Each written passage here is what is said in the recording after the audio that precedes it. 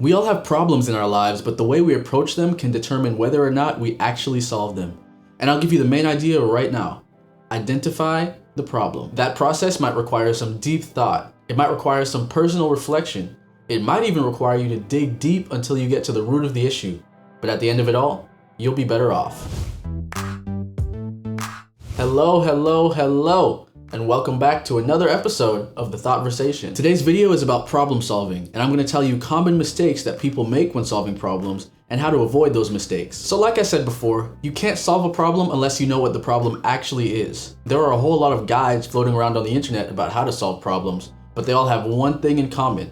Identify the problem is step one. This will always be true of any problem you're trying to solve. Take music, for example. Let's say you're trying to learn a song on the guitar. One option would be to listen to the whole song one time and then try and play it back. But if the song's a little bit difficult or too long, that's going to be pretty hard. It is possible that if you listen to the whole song over and over again, then eventually you'll be able to play through it. But chances are you want to break it down piece by piece. You probably wouldn't just try the whole song once, say it's too hard, and then give up. The better strategy would be to break the song down and identify which specific parts you need to work on so you can focus on those. But Jonathan, I don't play guitar, why should I care?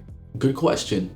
This concept can be extended in many other ways. One of those ways being relationships. Whether it's with friends, with family, with significant others, we've all seen problems come up in a relationship. And identifying the problem is always the key to solving them. This is, of course, assuming that you want to have good relationships with the people that you care about. Let's say a friend says something that offends you, but instead of bringing it up, you decide in your head that you're going to treat them differently because of it. Maybe you start distancing yourself from them, or maybe you decide to start being rude to them. Now, you might be satisfied with that result, but that definitely did not solve the problem. The problem isn't just that they offended you.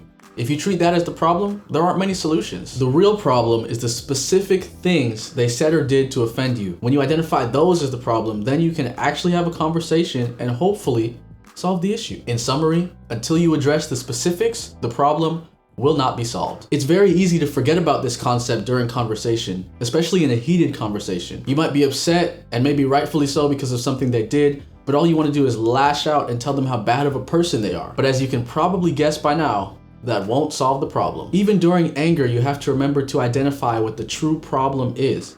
Or you can take a break and come back to it later when you're not upset. But you don't want to start talking in circles. You don't want to start throwing insults and rude words and accusations. Sure, you might have valid reasons for being upset, and that's okay. But simply being upset doesn't usually allow for any real progress towards solving the problem. More often than not, you'll end up disliking each other more unless the issue is resolved the right way. I've seen this happen countless times. People will change the problem to something different in their own minds because of the emotion of the situation. And it's not always on purpose. Instead of the problem being specific, like I mentioned before, it becomes, he's just an awful person, that's the problem. She's just crazy, that's the problem. If we just label people as crazy or awful, then there's no way to really address that. These emotions cloud our view of the person, and as a result, they block us from seeing what the true problem actually is. You're gonna have to dig deeper and ask, why do you say he's awful? What exactly did he do? What makes her crazy? What's the real problem here?